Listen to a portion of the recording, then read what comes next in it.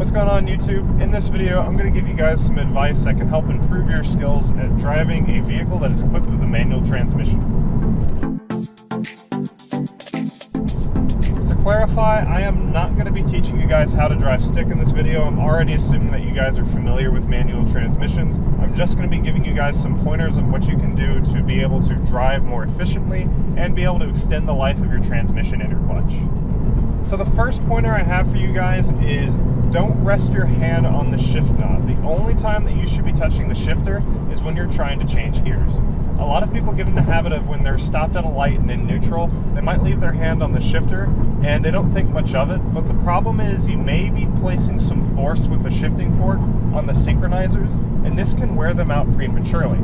Also, if you're coasting along like I am, they might also leave their hand on the shifter and you could be trying to pull it back into neutral, and this also wears out the synchronizers a little bit. So you want to avoid touching the shifter unless you're getting ready to shift, and that'll help extend the life of your transmission. The next word of advice I have for you guys is when you come to a complete stop at a light, make sure you put the car in neutral and take your foot off of the clutch. A lot of people will get in the habit of when they come to a stop at a light, they'll push the clutch in and they'll go ahead and just put it in first gear. And that's fine, but the problem is the longer you have the clutch pushed in on the car, the more wear you put on the throwout bearing. So in order to be able to extend the life of your transmission a little bit, you want to be placing it in neutral and letting your foot off the clutch. That way the transmission is not receiving that same sort of wear. Now, a lot of people say, yeah, but it takes more time to be able to shift into first gear and get going, and I want to just take off immediately. Well, one thing you can do is when you're stopped at a light, especially if you're right at the front of the line, you can actually look at the lights that are on the crossroad and you can get an idea of when the light's getting ready to turn green. That way you can shift into first gear so you're ready. But when you're just sitting there, when your light just turned red, you really don't want to have to be pushing that clutch in longer than you have to. So the next helpful tip I have for you guys is get in the habit of coasting to a stop while you're still in gear. There's nothing wrong with coasting to a stop in neutral, but there are additional benefits of slowing down while you're in gear that you don't get when you're in neutral. The first being the use of fuel. If you're in neutral, the engine is still using a little bit of fuel to be able to keep the engine rotating. But if you coast to a stop while you're in gear, the injector is actually shut off because the mass of the flywheel and the momentum of the vehicle is actually what's keeping the engine rotating, so it doesn't need to use any fuel. So it's more efficient to coast to a stop in first gear.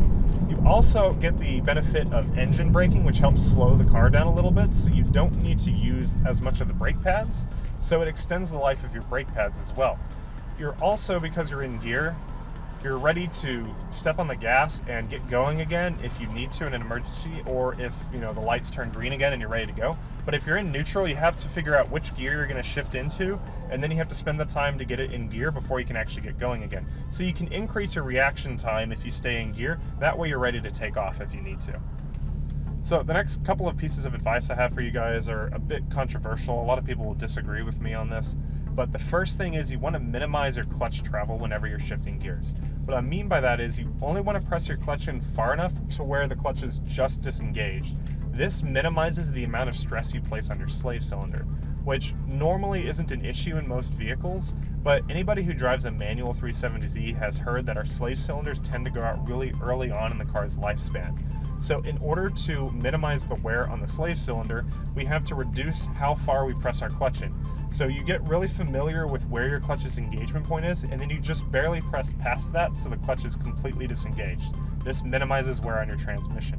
This can also get you into trouble, however. If you don't press it in far enough, your clutch will still be slightly engaged, and that means that the engine is still placing some force on your transmission, and that means you're wearing out your synchros whenever you're shifting. So I'd only recommend doing this if you're really comfortable and really familiar with your car, and you know exactly where that engagement point is, so you know exactly where to place your clutch whenever you're trying to change gears. So the last technique I want to talk with you guys about today is going to be engine rev matching. Rev matching is the art of getting your engine RPMs to match the speed of your transmission so that you minimize the amount of wear on your clutch whenever you're shifting. Whenever you shift gears, your engine RPMs change. They'll drop, for instance, if you're upshifting, or they will shoot up if you're going to downshift. Maybe you're going to go around a corner and you're going to pass somebody. In the early days of transmissions, you didn't have a clutch, so whenever you wanted to shift gears, you had to make sure you set the engine RPM precisely so that way the gears could mesh with the transmission correctly. Otherwise, they would bang against each other, they wouldn't mesh properly, and you would just wear out the gears. So as cars progressed, the clutch was invented, and what the clutch does is it uses friction to be able to bring the engine RPM to match the transmission. But because it's a friction device, this causes a lot of wear on the clutch whenever the engine RPM is completely out of sync with the transmission. So engine rev matching allows you to minimize that clutch wear. So there are different techniques to rev matching, one for upshifting and one for downshifting. Whenever I upshift, I want to leave a slight pause before I engage second gear. So I'm in second, getting ready to go to third. I press the clutch in, I give a short pause, maybe about half a second, before I put it into third gear and let the clutch out. Again, third to fourth, short pause, and then fourth gear. This one is not really as important because your engine RPMs are just going to naturally drop anyways, and you have to play around with it a little bit to figure out how much of a pause you want to place in between gears to be able to match them correctly so that you minimize the amount of wear on the clutch. Again, fourth to fifth gear, I'm going to put a half-second pause in between, like that. So, upshifting is going to be a lot easier. Downshifting is a little more tricky. If I want to downshift to be able to, for instance, pass somebody, or if I'm going to go around a corner, you have to bring the engine RPMs up, and they don't naturally do that.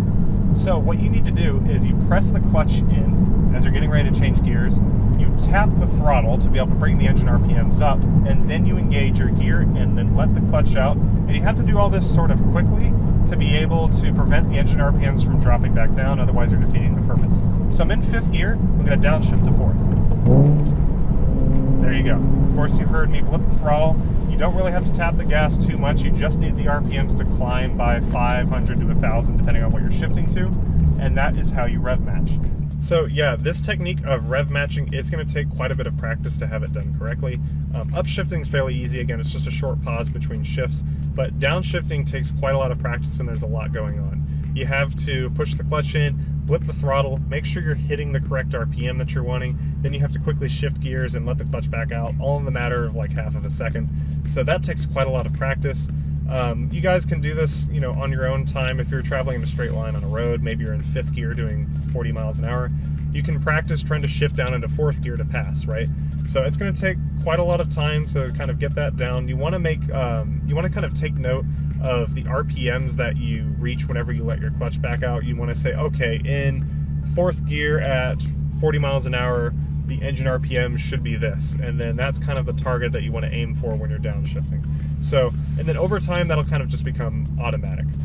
You'll know when you do it correctly because when you let the clutch back out, if you feel a jerk, that means you didn't match the RPMs correctly. You either didn't give it enough gas, or you gave it too much gas and you over-revved it. But if you go to engage the clutch when you've downshifted, if it engages smoothly and you don't feel really much of a jerk at all in your car, that means you did it correctly, and that's kind of what you want to aim for. So again, that'll just take a lot of practice. If you guys have any questions about it, feel free to ask me. I could even try and do a video on it, but I'm sure you guys can figure it out. Anyways, that is all I have for this video, guys. Thank you for watching. I hope you found it informative. Give it the thumbs up if you did, and I will see y'all in the next video. Later.